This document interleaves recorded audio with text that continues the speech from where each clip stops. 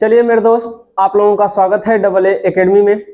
आप लोगों के लिए मैं कक्षा 10वीं की हिंदी के पद्य खंड का पहला पाठ सूरदास का पद लेकर प्रस्तुत हुआ हूं। तो आइए मेरे दोस्त, हम लोग चलते हैं। और पद है तो जो इनके पाठ का नाम है पद, लेकिन यह गद्य खंड में शामिल है कि पद्य खंड में, तो यह कक्षा 10वीं में पद्य खंड में शामिल है। किस खंड में? पद्य खंड में। इसका मतलब कि जो पद्य है इसमें लयात्मकता होगी। इसमें क्या होगी? लयात्मकता होगी। इसमें छंद होगा। इसमें क्या होगा? छंद होगा। लयात्मकता होगी, छंद होगा। इसमें अलंकार होगा। क्या होगा दोस्तों? इसमें अलंकार होगा। और इसमें क्या होगा? इसमें गेयता होगी। गेयता, गेयता का मतलब होता है कि गाने योग्य, यानी यह गाया भी जा सकता है। इसमें छंद होगा, लयात्मकता होगी यानी लय के साथ गाया जा सकता है। अलंकार होगा तो इसमें जाहिर सी बात है कि रस भी होगा। क्या होगा? रस भी होगा।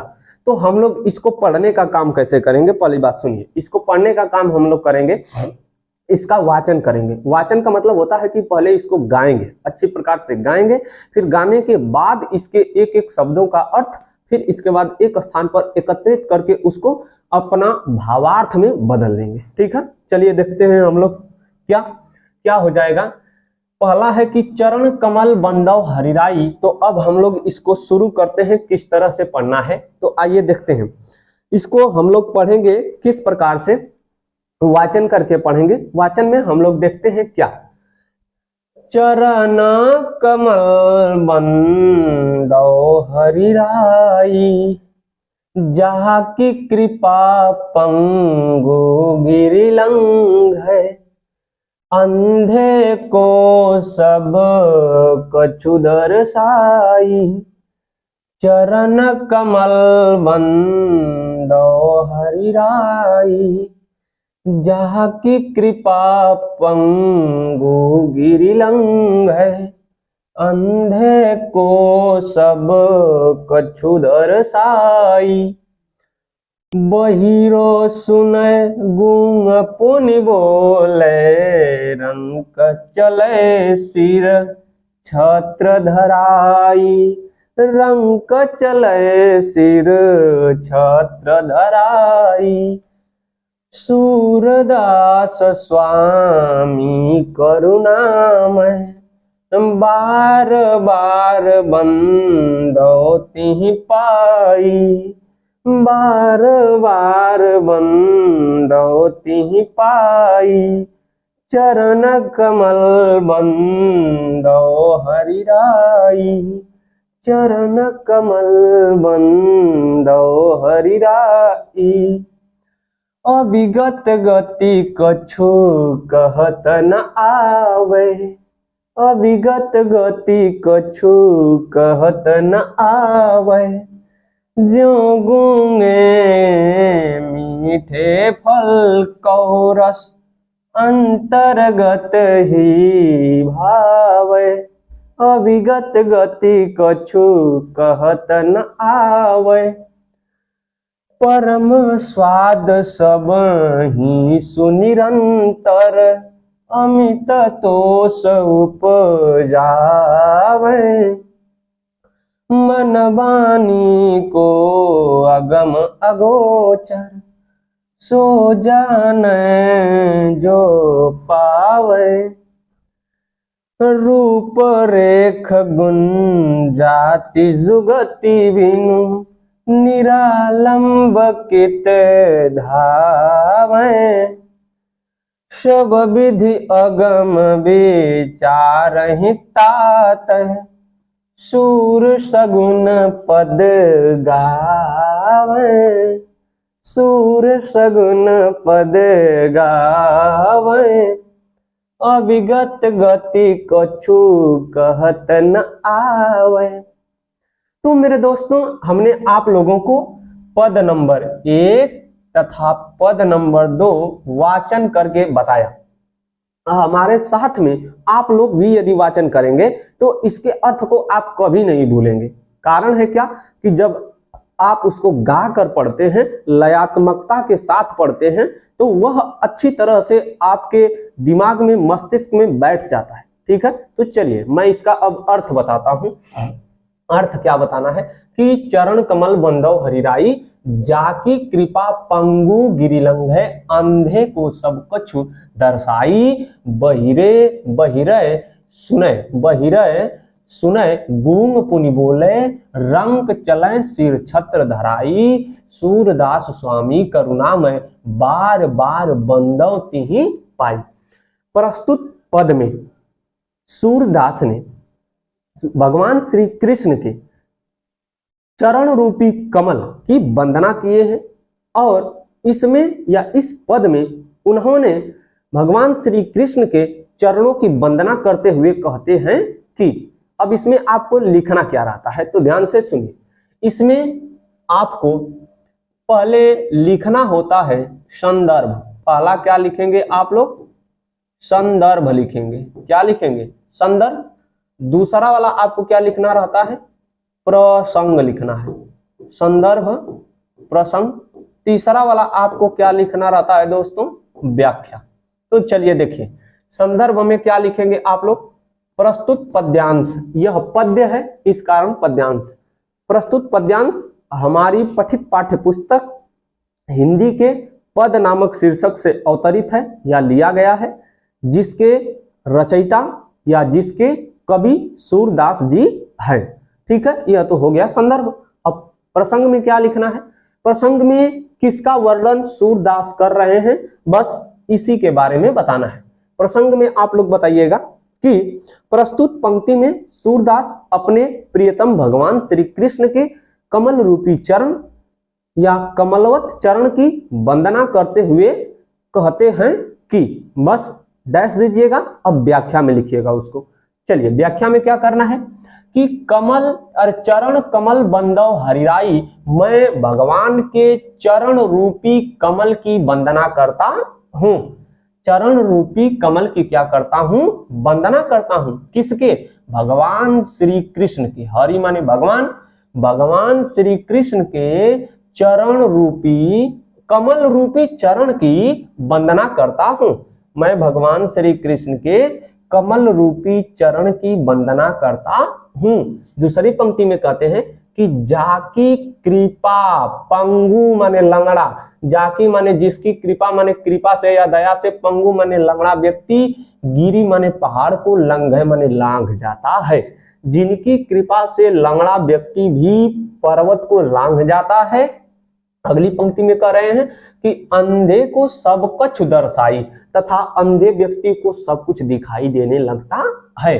बहिरव सुने गूंग पुनि बोले, बहरा व्यक्ति सुनने लगता है, गूंगा व्यक्ति बोलने लगता है। रंक चले सिर छत्र धराई, रंक माने फकीर, गरीब व्यक्ति भी अपने सिर पर छत्र को या मुकुट को धारण करके चलने लगता है। सूरदास स्वामी करुणामय, हे करुणा के स्वामी, सूरदास के हे करुणा के स्वामी, बार बार बंदव तिहि पाई, मैं बार बार आपको पाने के लिए आपके चरण की वंदना करता हूं। यह रहा पहली पंक्ति या पहले पद का अर्थ। दूसरे पद में भी आपको संदर्भ वैसे ही लिखना है, प्रसंग बदल देना है और व्याख्या बदल देना है।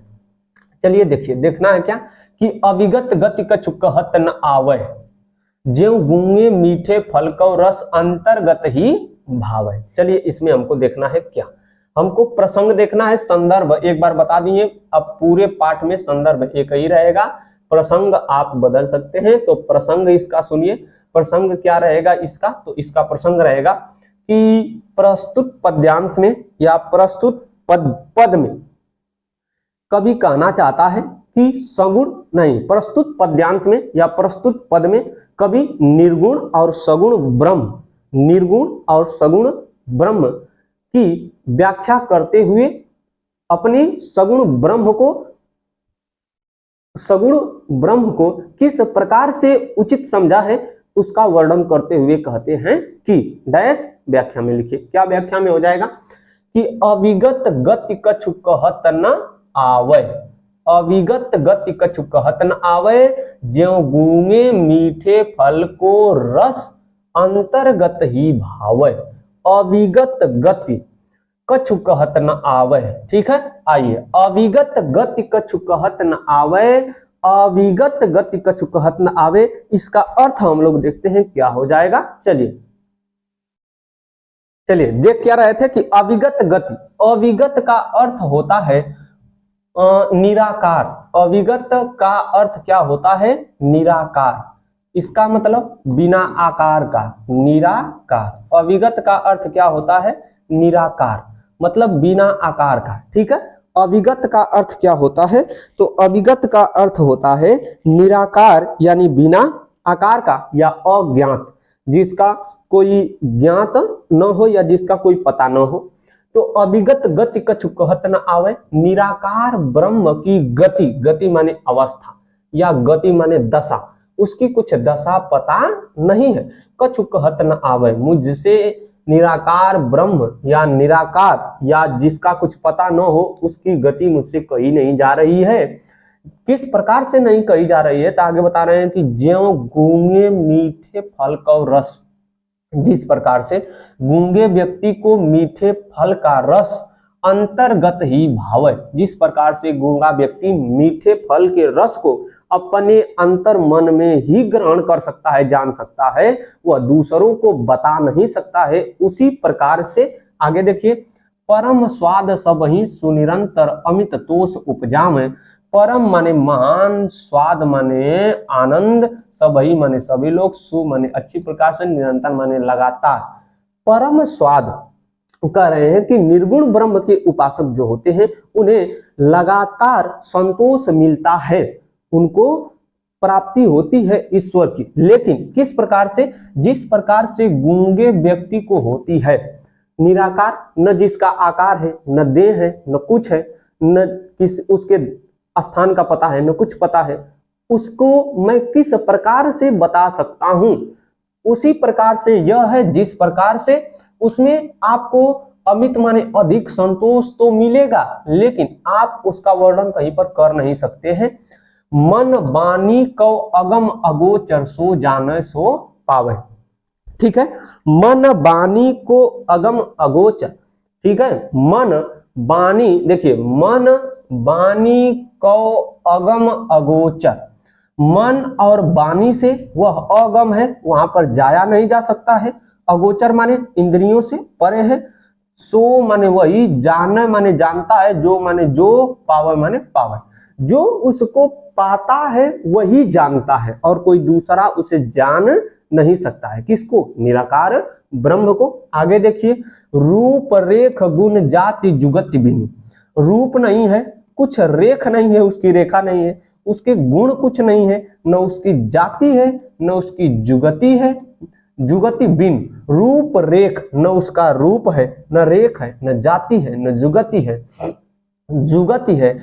अब इसके बिना निरालंब कित धावे, बिना आलंब के हम लोग उस निराकार ब्रह्म के पीछे किस प्रकार से धावे, किस प्रकार से दौड़े? बताइए, यह किसने कहा? तो यह सूरदास कह रहे हैं। अगली पंक्ति में कह रहे हैं कि सब विधि अगम विचार ही तातय सूर शगुन पद गामे। सब माने सब, विधि माने प्रकार से, अगम माने, अगम माने देखिए, अगम अगोचर, अगोचर माने इंद्रियों से परे हुए, अगम माने अगम, जाने योग्य, ठीक है, जाने योग्य। सब विधि, सभी विधियों से विचार करके या सभी प्रकार से विचार करके मैं जाने योग्य, तात्पर्य माने उस या वहां पर, सूरदास कह रहे हैं कि मैं सब विधियों से विचार कर वहां पर सगुण माने सगुण ब्रह्म के, पद माने पद को, गावे माने गाता हूं। मैं सभी प्रकार से विचार करके, सभी प्रकार या सभी विधियों से विचार करके मैं अपने उसी ब्रह्म को गाता हूं। चलिए मेरे दोस्त, आज के लिए बस इतना ही। मिलते हैं अगली कक्षा में, तो अगले एपिसोड में मिलेंगे और इसके आगे लेकर आऊंगा। तो आज के लिए बस इतना ही।